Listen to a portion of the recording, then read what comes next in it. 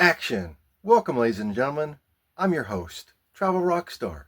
In today's video, it's a full review of a diesel heater. Now, today it's going to be the one that I just recently purchased, and I'll tell you what, this is the reason why I'm making the video is I think it's that good, and I'm going to share it with you. So sit back, hang tight. If you're an RV owner like me, and you want to know everything you need to know about the diesel heaters, which one you should buy, which one you shouldn't, the do's and don'ts, sit back, tune in, let's get started. Now here we go. We have what they call the HCalory Toolbox Diesel Air Car Parking Heater. And here it is right here, folks. Now, I don't really have the best of light, so we're going to go ahead and try to brighten it up a little bit here. There we go. Now, there's all kinds of different diesel heaters, and I'm going to basically give you a review of why I got this one and why it's superior over all the others. First of all, it has a very easy couple latches. It comes off, your fuel's in here, your diesel heater, all your lines, your hoses. You're in and out. You have to replace anything. You want to look at stuff. It's there just like a toolbox. This has a single air intake. As you can see, you do not need, the other cheaper models will basically make you have another intake of air. This model combines them both. So this not only blows the air in, it also is the air for the diesel heater itself. So since I already have it set up, and we're going to go outside real quick, I'll go ahead and tell you the basic features of this unit, which you're going to really like. Now, most of the diesel heaters, this is what I call, it's a backward facing. These are all the fins. This is why it gets nice and hot versus the other designs that are more, this is on the back end. So this has a superior design. It's got the same level fuel. You got basically 5 liters max, which is a little over a gallon. Okay, and it burns great. Now, a lot of people are wondering, what's the difference between the 5 and 8 kilowatt diesel heater? Well, basically, I'm here to tell you guys, they're all the same. The only difference is the glow plug, as well as the electronics that will inject a little bit more fuel. So the 2 kilowatt is for very small vehicles, won't heat this RV. So if you're wondering which one you should get between the 5 and the 8K, they're basically the same. The only difference is that they will inject a little bit more fuel, as well as run on a couple other higher levels. So if you really want to know which one you should get, always get the 8. Why? Is because you always want to have a little bit more horsepower, just like an engine, than not enough. So this one comes with a basic remote, on, off, power up and down, and it also has this display here that you can actually pull out. It comes with an extender for this cable, okay, and it's part of the kit, and this comes out and you can extend this, so this can actually bolt on the inside of your unit while this particular unit is on the outside. Now, this unit already has the built-in, what I call it, and I'm going to bend down here so you can see it. You can see that it has the exhaust already built in, and you can see I already have my exhaust going out the window. And everyone wonders, are these safe to run inside? Well, as long as you have this right clamps and you have no exhaust. This is the hot air that comes out. There's an exhaust, which I just showed you, that needs to go outside. Now, the reason why people make a mistake is they either will put their exhaust way too close to their intake, so they're just feeding in their CO2. That's all bad. You want to make sure that your air is going completely out. So again, this is more of just a tutorial of just how great this unit is. It also has an app, which I'm using the phone that my app is on, but you can fully control the temperature as well as the fan speed. So remember, it's really basic. This opens up, it has the tank right here at top. You take off the top, it has a built-in filter, which is nice. It takes off, it comes off, so you can bypass the little screen filter, but it's nice. This one, they just took the extra mile to add the extra little stuff, and I'll explain to you a little bit later. As an example, I've got this particular model. Hold on. I'm not even cutting this little out here. All right, I have this particular model running off a LiFePO 4 battery. It comes with a nice connector, okay, and we are going to go ahead and just plug that in, and it's in. All right, so now we have power. And what we can do now, folks, is if we just want to turn it on, you hold on the button for 3 seconds, either the on here for 3 seconds or this middle button here, hold it for 3 seconds, it's going to turn it on. Boom. You can hear it starting. I'm going to go ahead and close my laptop lid so it doesn't cook. And I'm only going to run this on low, but I'm going to show you how it operates. This is the quiet mode. You will not hear it tick. And this is why I bought this model. It has the newer fuel pump, which again, on low, you can still hear barely tick. But if you buy one of the cheap Chinese model, remember this is also a Chinese model, but you buy one with the older fuel pump, you're going to hear it. Now, this, I have the ability to actually put a damper, which is basically just some insulation, Rockwell, whatever, around the fuel pump to make it even quieter. But what I'm telling you is right now it's just warming up. I can feel no heat coming. What's happening right now is the glow plug is heating up. And as the glow plug heats up, it's going to then start pumping in the fuel.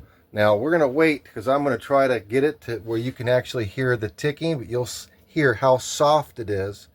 And remember, I have a couple other pieces that we can add here. Okay, and a lot of people just go ahead and just put this guy on here. And that way it can turn up and out, right? So remember, when you're heating your RV, you don't want to have it blowing up. Normally you want to try to have it blowing down on the ground to heat from the bottom up. Now here it goes, listen.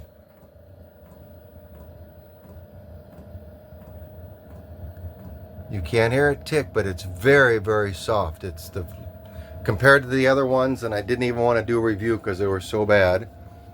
But you just want to make sure that your exhaust is going out the window, and I will show you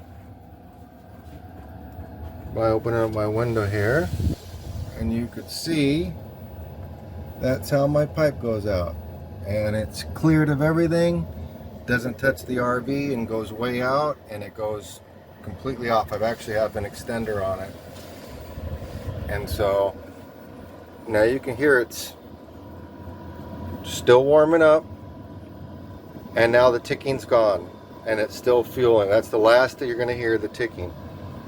Now it's going to kick up higher than H2, which H2 is level 2. So, but it's going to warm up probably at level 4 or 5, and then it goes back down to level 2. But right now all it's doing is it's just kind of still warming up. Now at this point I can start to feel the heat, and it's going to start to get hot pretty quick. Now here you can push this OK button, and you push it again, and you can see that's the temperature, and it's slowly going up. Now this is the temperature of the actual unit heating. This will go up to almost 400 and something degrees. So it's just going to keep heating up, and you can, right now you can hear the fan, but you cannot hear the little ticky of the fuel pump, which that's really nice. So here we go. We're now at 183 degrees and going. So these are pretty easy to use. You've got the power on and off. The fan temperature over here gives you the different indicators like battery. Okay, here's your battery, the P, the 12 volt. So the battery's still strong, can run several days without a charge before I got to charge it. And then going back to room temperature, 76. And wow, my arm's starting to heat up a little bit. And now we're going back, hit it again. And this is if you want to do it manually, then you could use this button.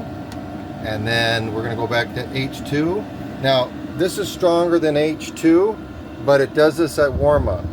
And until it gets up to 400 degrees, it's gonna blow out at like 4. This feels about 4, but you'll hear it slowly turn down in about less than a minute.